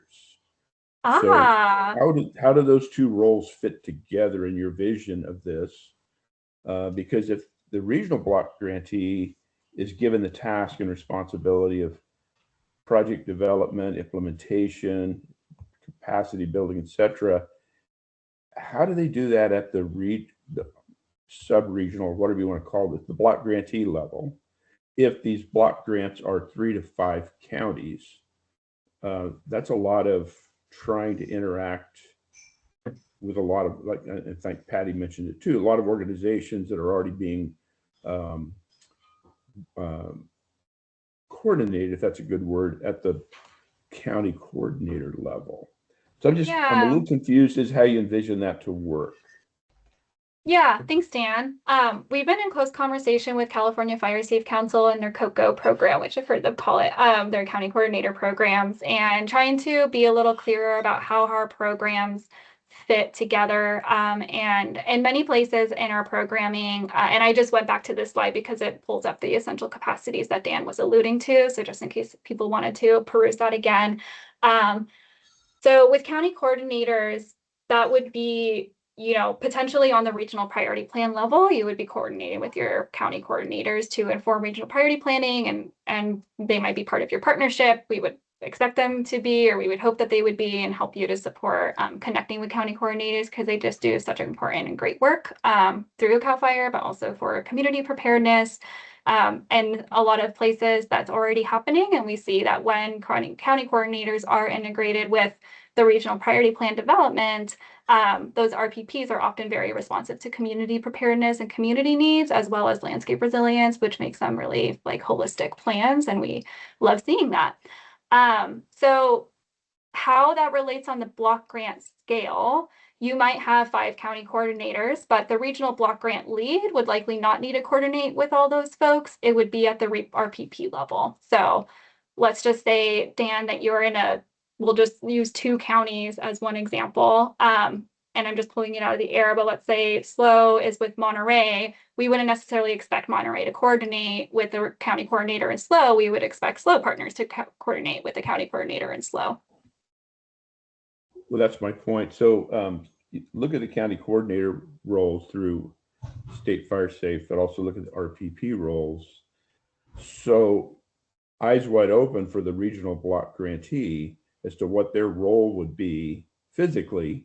Their role would be in implementing the essential activities. So is it really just coordination, administrative coordination at the block grantee level? Yeah. Or do they literally have to be on the ground in those counties doing project development, project implementation? So, for example, if you're doing an implementation, there's a problem, as we call it, there's a problem in the dirt at the project implementation. Something happens in the dirt on that project. It's not the regional block, or is it the regional block grantee's responsibility to go resolve that physically, go meet with whatever that problem is? Or is that going to be delegated down to the RPP and or the county coordinator? How do you envision that working based on what it reads in the guidelines? What I'm hearing is a little bit of like, how do you elevate troubleshooting at the very local level to a regional block grant that's not at the local level, really? It's at a regional multi-county scale. And what we would expect is that, you know, in here we say, where might it be? Maybe it's the build and sustain capacity, but project development and a mix of the, you know, being a liaison with the state. So we would expect the block grantee to have a pulse on what's happening in the other areas and to be in close conversation and create the space where their partners who are part of the grant, who are responsive at the local scale, to be able to say, hey, we're having this hiccup in this project pipeline, maybe, right? And we want to make sure that that square is okay with DOC. Like, can we join your monthly check-in call and just have a conversation direct with DOC? And we'd say, yeah, that's great. We wouldn't make it the responsibility of the regional block grant entity itself to solve that local, maybe like hiccup that might happen, right? Or just shift in a project. DOC or Coastal Conservancy, your funder would be accessible to have those conversations at the local scale. And what the regional block grant, what we would hope the regional block grant could do is help facilitate that conversation if they're the primary ones in our monthly check-ins, just keeping an open door policy so that there's enough conversations happening with the people who need it. So help me with this one. So I'm going to give you sorry to cut you off, Dan, really quick. I just want to be attentive to the time. And I know that I think we only schedule until 2:30. So I'm happy to stay on and continue the conversation, but I just want to be attentive to everyone's time today. And I'm so sorry to interrupt you, Dan, but I just wanted to put that flag out that for everyone who's engaged in the conversation and might have a 2:30, you're welcome to. Yeah, so I'm happy to let you go on to the next question, but I would like to stay on. Yeah, okay, absolutely, Dan. Thank you. I think Rob might be, oh no, sorry, Timothy.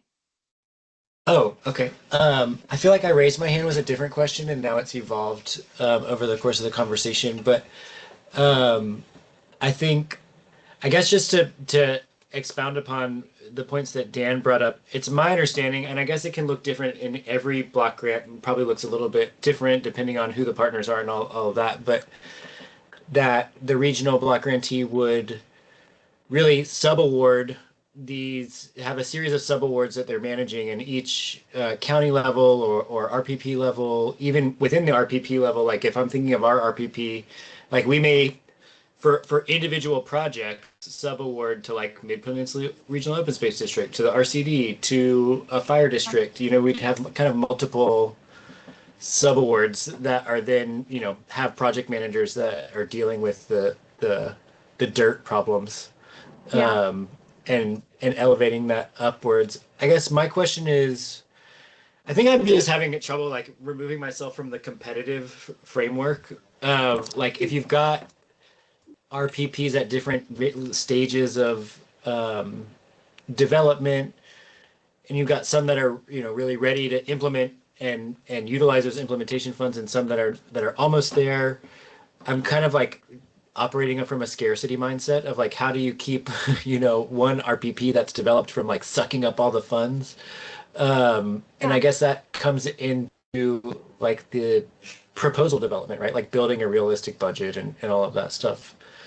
But curious if you guys have thought about that with the grouping of these different sub-regions. Absolutely. Thanks, Timothy. I can say yes, we have thought of that. How we've set up grants in other areas that kind of operate at this scale already. We have budgets specifically with the regional block grantee. Their budget might be, that lead budget might be a little padded because they're going to take on the cost of building out, like rolling up metrics and reporting and invoicing and things like that, and, you know, managing all those different awards. So that might be, there might be some funds reserved there, but we can have a budget that does break down these different tasks where each task is associated with the regional priority plan. So let's just say it's a Santa Cruz, Monterey keeps coming to mind. So I'll just say, let's say it's Santa Cruz, San Mateo, and Monterey in one grant. You could have a budget where Santa Cruz, San Mateo's task 1, and that would be your budget for that grant, right? And then Monterey's budget is like a separate task, so that if there's any differences or moving around, we would be in conversations equally with both those two different partners to have those conversations about how funds may need to be moved around to accomplish the goal, but that also protects each of your budgets too. DOC has a flexible modification rule where you're able to move 20% between line items without doing an amendment. So that might get some, you know, that might help a little bit. But we would be building those tasks and then responsive subtasks. So Santa Cruz, San Mateo's RPP line item, that might be a specific budget, and that might be a different budget compared to, you know, a different partner that's part of your block grant, and that would be built into the budget itself. Hopefully we'll keep it high level enough so you continue to have flexibility. You don't need to have all the answers at the time we get into agreement. We want to avoid messy amendments where we can, but it will be detailed enough to protect the different partners that are in that group. And that is how our regional block grants that are operating at these like 5 county scales, that's how their budgets look right now. And I can create like a dummy budget and fake names and everything and just share that if it would be helpful to visualize. Some of us are visual learners. Sure, yeah. I mean, that explanation is super helpful to me, but I love a dummy budget, so thank you. Okay, great. Good question, Timothy. Steven. Hi. Hi, Natalie. If we need to answer this question offline, no problem. It's kind of a selfish one. I know Ventura County's kind of got an identity crisis. We're in 2 regions. And so I guess I'm wondering, we have a lot of projects that are Ventura County wide. Are we going to be asked to carve out like a Central Coast project versus Southern project? And we can talk offline if that's easier. I don't want to take everyone's time.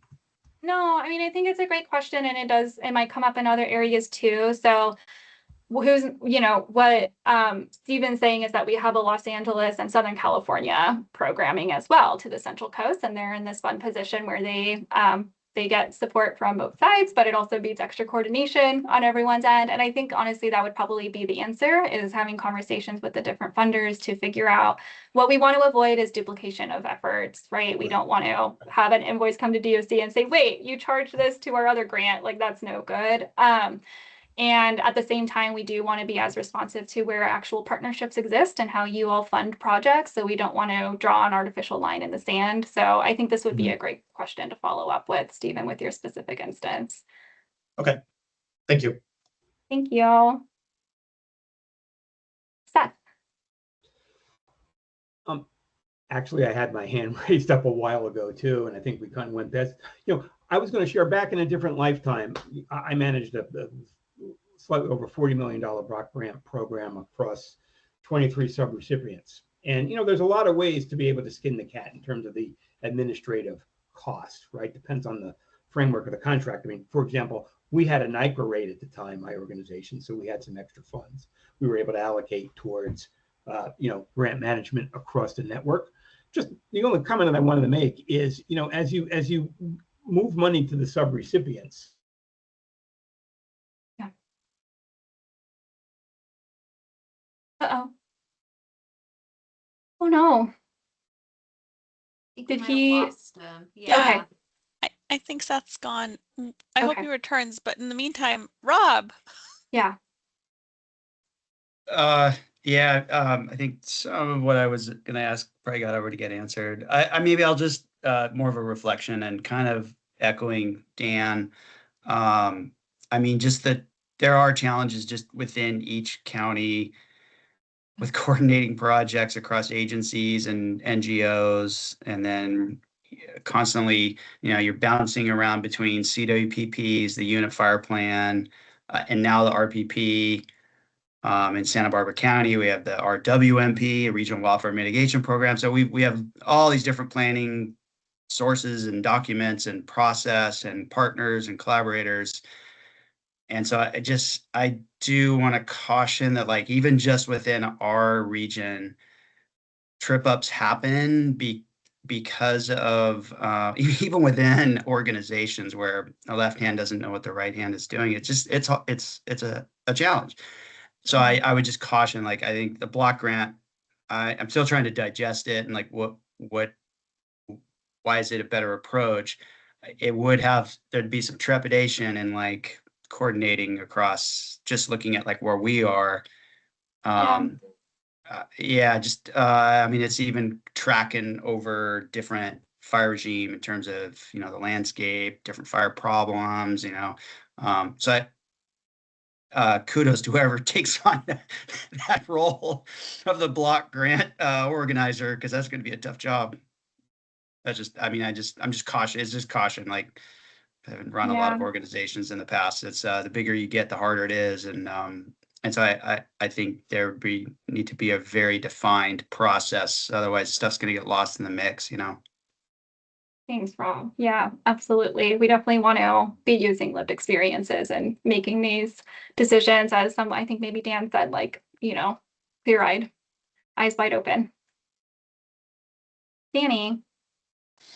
Hi, Natalie. I think I heard that the goal was something like 4 regional grantees for the Central Coast. Did I hear that correctly? Can you back up a little bit and explain where that 4 came from and what the rationale is behind that? Yeah, thanks, Danny. It's a good question. I'm going to put up that uncomfortable map. So I feel like there needs to be like a warning when I pull this map up because it's uncomfortable. But what the task force does is split it into 3 right now, right? 3 sub-regions. This is saying that there's, it's looking like just off the cuff, there's like 4 to 5 counties, between 3 to 5 counties per each region, right? Mm-hmm. And I think I think the number 4 just rolled off the tongue because I've been responsible for managing multiple block grants before. I've managed 6 grants at the same time, 6 regional block grants at the same time. And that's about, I think, the capacity of any individual to manage on the administrative side of things. So some of it's coming from being attentive to what the state can actually do by offering all of this flexibility and being attentive to all of those chances where things can go awry, as Rob and Dan were alluding to. So some of it is coming from just state capacity to manage multiple block grants, right? And I don't think that the state is in a place where we can manage county by county block grants with this approach. Just with our given resources, we'd have to eat up a lot of the RFFC funding resources to have the staff time to make that happen. But on the other side of things, so I just wanted to be transparent about on the administrative state side of things too, because we're part of that equation.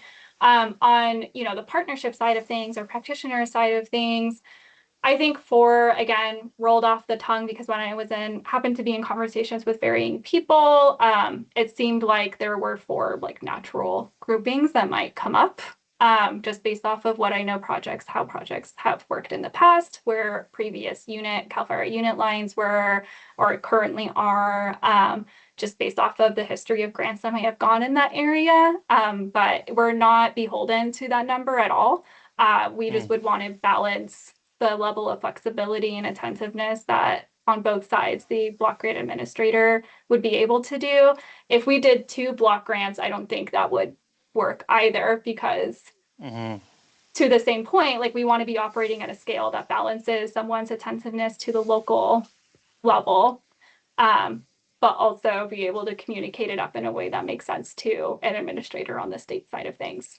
So 4 seemed like a happy medium, but I think in reality it could be between 3 to 6, something like that. Are you using some of your RFFC or some of RFFC's Prop 4 allocation to grow the capacity of your program to administer grants? We are, I don't have the number off the top of my head, but in our draft guidelines, we do put out a number of, like, this is what DOC is proposing to retain in our budget for us, to grow our program and to be able to support you all in the work that we're trying to do together. And it would be a quick find on my part, once I navigate to the correct page here. Yeah, I mean, yeah, it's okay if you want to share the amount, but you know what I mean. The question was really just, Yeah. are you gonna grow your program to be? Yeah. Are you gonna grow your Thanks, capacity? Yeah. So the answer is yes. That's great. That's good to hear. Yeah, and then I think I also heard that there are going to be like 3. I forget the name, notice of funding availability. Did I get it right? Yeah. So maybe 3 notice of funding availabilities across the grant, across the Prop 4 time horizon, the time horizon with which we have to get those funds out the door and into doing good. Like, have you considered like a kind of a model that might allow regions to group within their own natural groupings that they're comfortable with, where there's a clear administrator that's willing to play that regional block grantee role for this first notice, right? For this first round of funding. And then for counties or subregions where there isn't that clear lead, or they haven't created those connective tissues at a sub-regional scale that would, facilitate an easy regional grantee, that the State Coastal Conservancy could play a role in administering, or you and State Coastal Conservancy could divide up somehow, like, just for the first round. So you're kind of incentivizing in some way people to self-organize into subregions or like regional grantees, but you're also not kind of shoehorning counties or subregions into groups that feel unnatural or premature, perhaps. Yeah, thanks, Danny. It's really considerate, and I think it's something that Pastula, Lily, and I have been talking a lot about, and our leadership has been talking a lot about. What I really heard from your summary and wanted to emphasize or elevate is that this doesn't have to be figured out for the first NOFA. It doesn't need to be figured out when you submit a pre-proposal, right? This is going to be over the life of the bond and how we're expecting the funding to be potentially rolled out in the Central Coast throughout the life of the bond. And so I think there definitely is a reality where I also saw a question in the chat of like, what's Coastal Conservancy's role in this? And we're definitely partnering with Coastal Conservancy. Coastal Conservancy is not going anywhere in our wildfire resilience planning. They are continue to be a backbone organization to Central Coast working on wildfire resilience need. And I might hand it over to Pastula or Lily if you want to give some insight about what we've talked about, what Coastal Conservancy might do. But we're together going to be attentive to these needs, and there could be a reality where the first NOFA, there's funding for Coastal Conservancy to support folks to work towards the sub-regional groupings, right? Or something else, right? Something else might come up too. Yeah. Okay. And before Castula jumps in, I just want to. I think what I heard is that, like, you're going to be looking for, you together with your partners at the Coastal Conservancy are going to be looking for folks on this call to submit those conceptual proposals, those pre-applications, whatever you called them.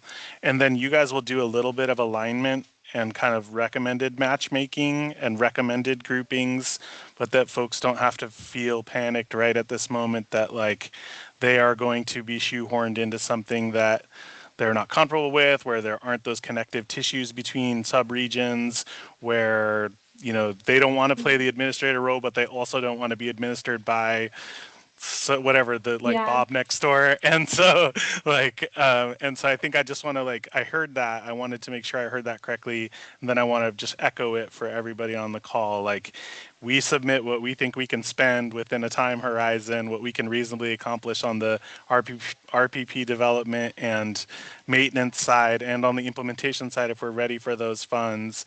And then you guys will evaluate that collectively for all the folks that submit that paperwork in, and try to do a little bit of creative grouping and recommendations for paths forward under your proposed model. That's correct? That's exactly right, Danny. Okay, Thank you. cool. Thanks. Yeah, that sounds like a really thoughtful approach. I, like Timothy, am scarred from the competitive grant process, so this is Yeah. both refreshing and challenging. So Yeah. thank you for your work. Yeah. Yeah, it's and thanks for explaining it in a different way so you can elevate, what people like want to hear.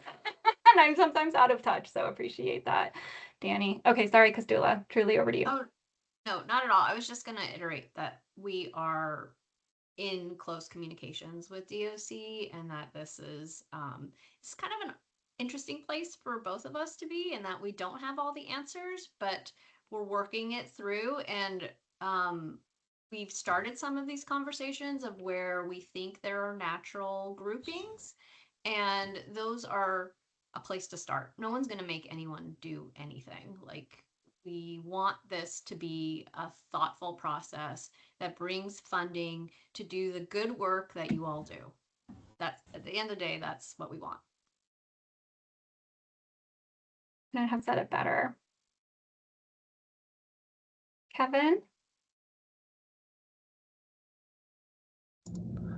Hi guys, thank you Natalie, thank you Lily, thank you Kristula, thanks everybody for staying on so late and for organizing this and taking all these questions. It's been really informative.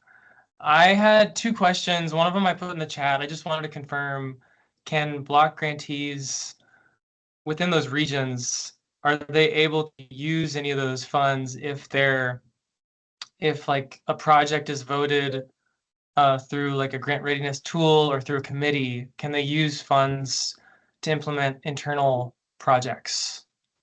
Yeah, thanks, Kevin. I think what you're being Okay. attentive to is if you are a grant administrator, you're also allowed to use funding for your own implementation. Is that a little bit of what Yeah. you're getting at? Yeah.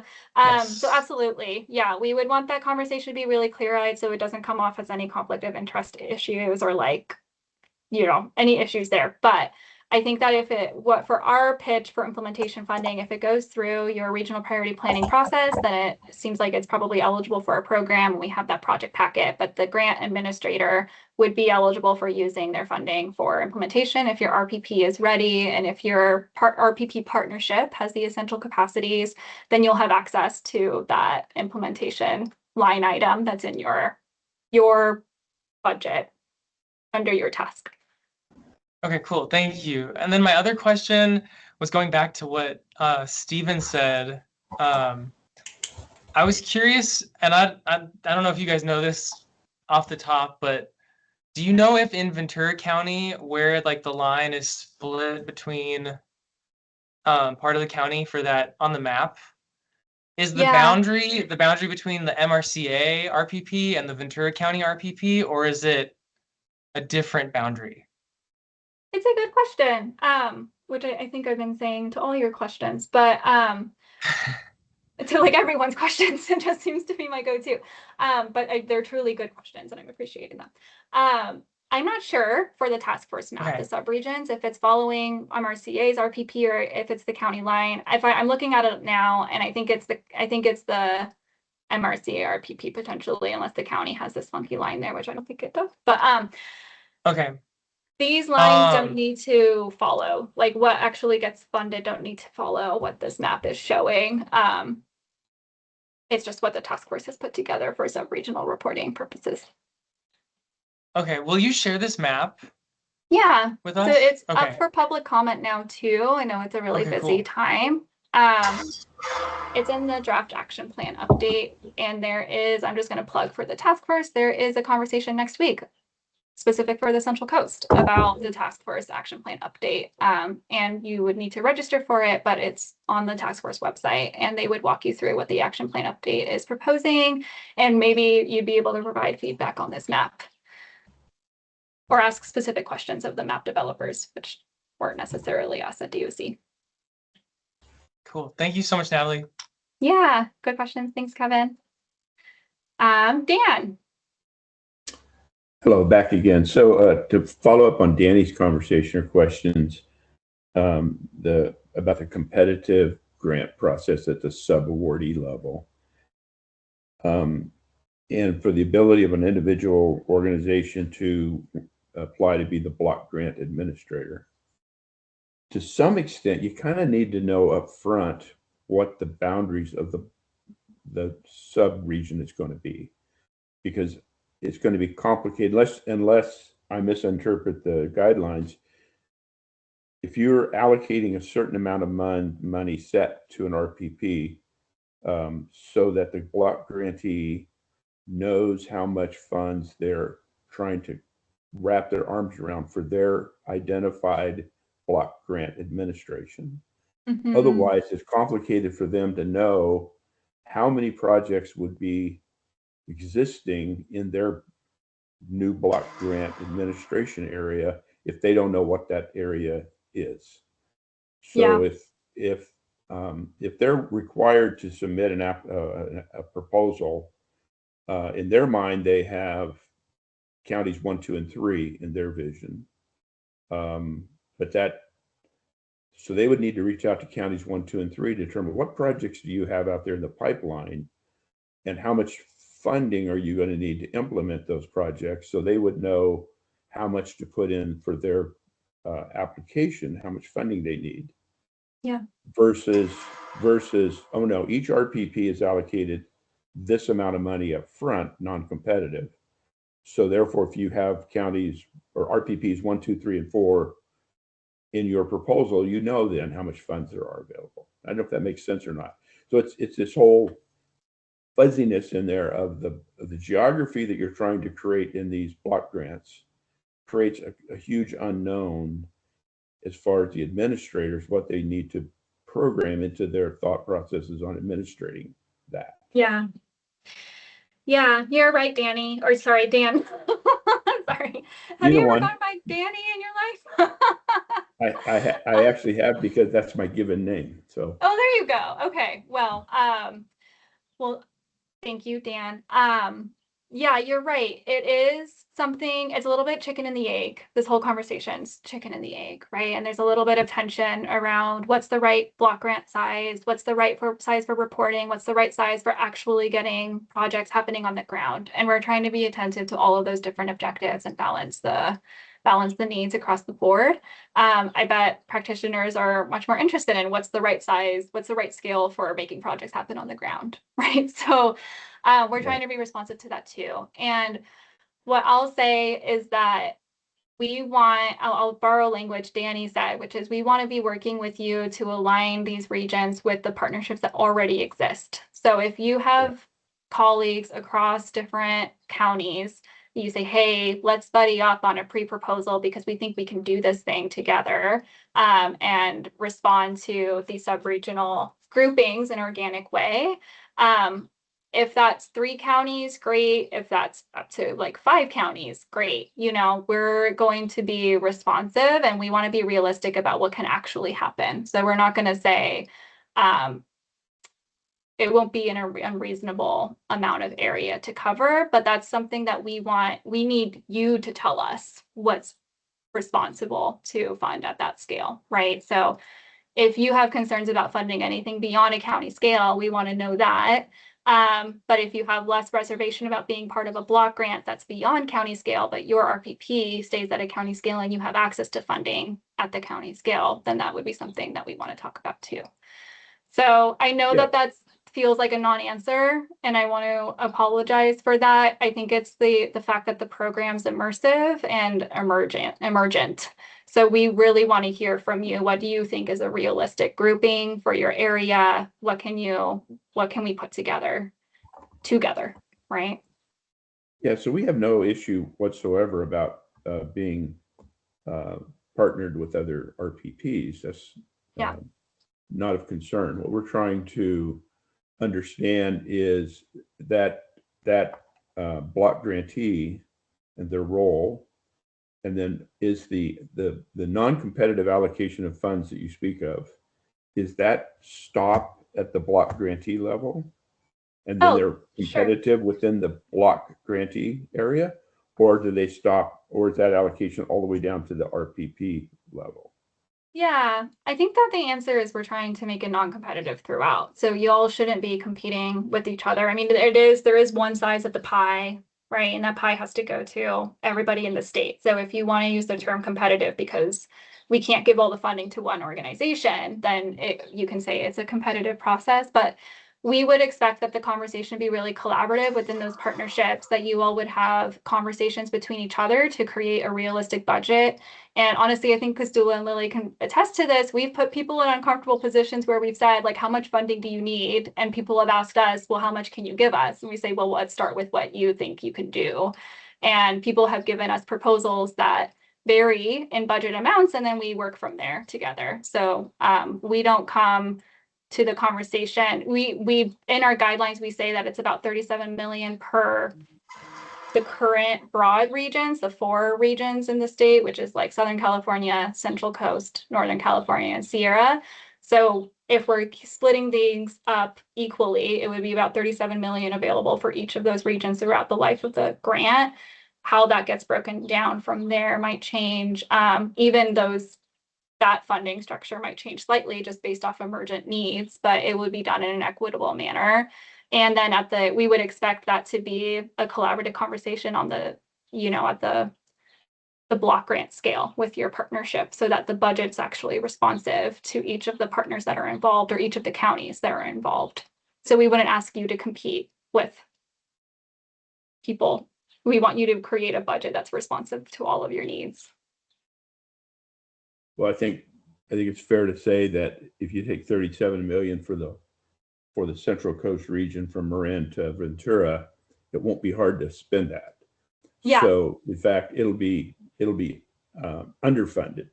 So what you need to do is come up with a process of trying to determine, and I know that's the RPP concept, is try to determine which projects meet the priority of that funding.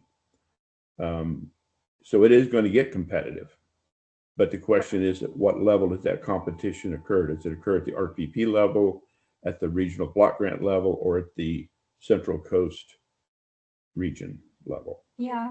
So there's going to be competition there because there's more project to be done. There's more work to be done than there is funding. That's clear.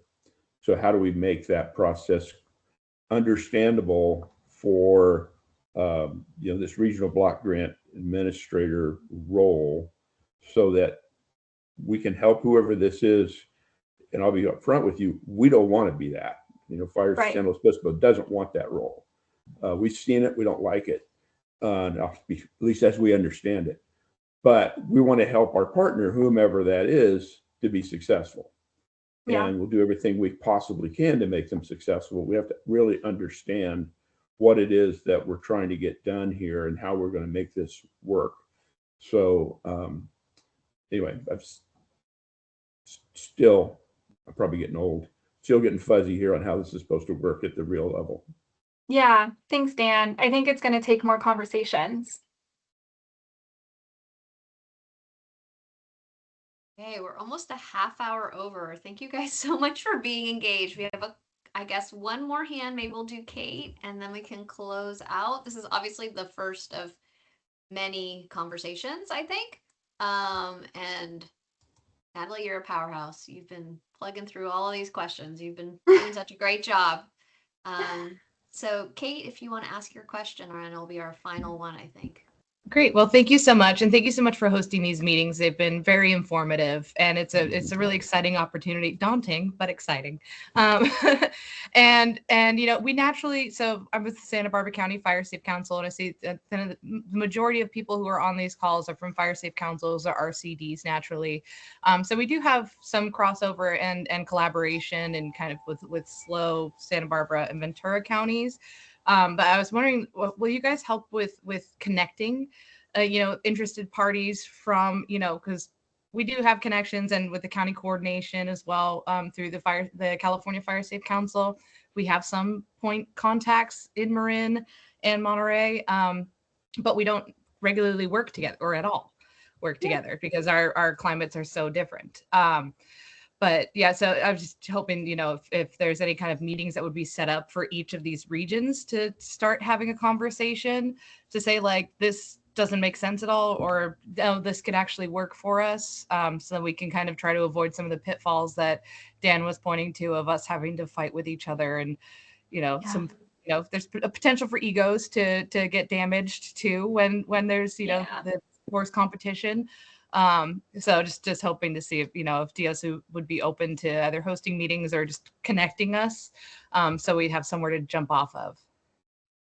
Thanks, Kate. I think we're completely open to that idea, and I think that would be in close partnership with Coastal Conservancy. So maybe I'll put my heads together. We can all put our, if you have a specific idea in mind, we'd love to hear it. I heard you say like maybe regional conversations, or like, because subregions haven't really been determined, we can start with like, this is kind of South Coast conversations for us to talk about it here, and then we'll move up, right? And people can ebb and flow between whichever identity they align stronger with. I'm sure we can set up something like that to be organic and to help you connect. But again, I want to just emphasize the gratitude Costula shared with the folks who are still on the call today, and just really grateful for the engagement, and that I'm completely, I see that this is an uncomfortable space for all of us to be in, and I'm there with you. I'm appreciate that it looks like I'm a powerhouse, but I'm sweating bullets here. It's not easy, right? It's not easy to be in this place. And I just really appreciate that people felt comfortable raising the concerns that they had, and that we can talk through it together, but also the opportunities you might see. So just on that last note, Kate, I think that's a great opportunity that we can investigate going forward, how to connect you more meaningfully with neighboring counties or other folks, but also being, with the eyes on this kind of sub-regional groupings, what does that look like? So I think we can follow up on that. Thank you.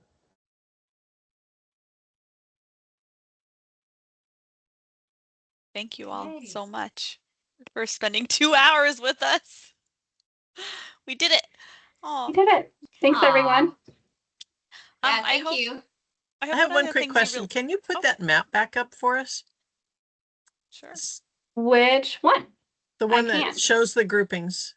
That one. Thank you. Oh, yeah.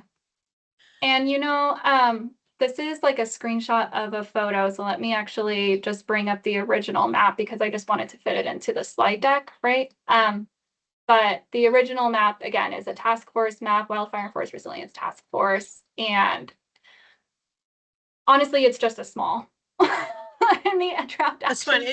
It shows enough for us to understand where your groupings are. I think if we're going to come back to our regional partners and go, well, if we all partner together, what would our region look like? It would be good to know what you're initially proposing.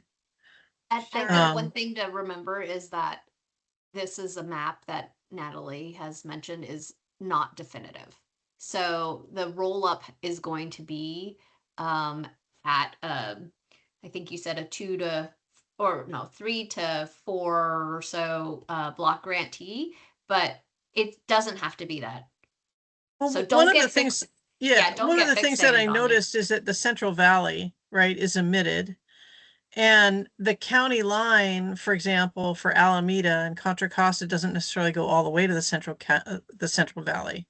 So there's little bits of Stanislaus and San Joaquin counties and stuff like that have mountainous territory and wildfire hazard. And they're part of the unit. They're part of the SCU unit.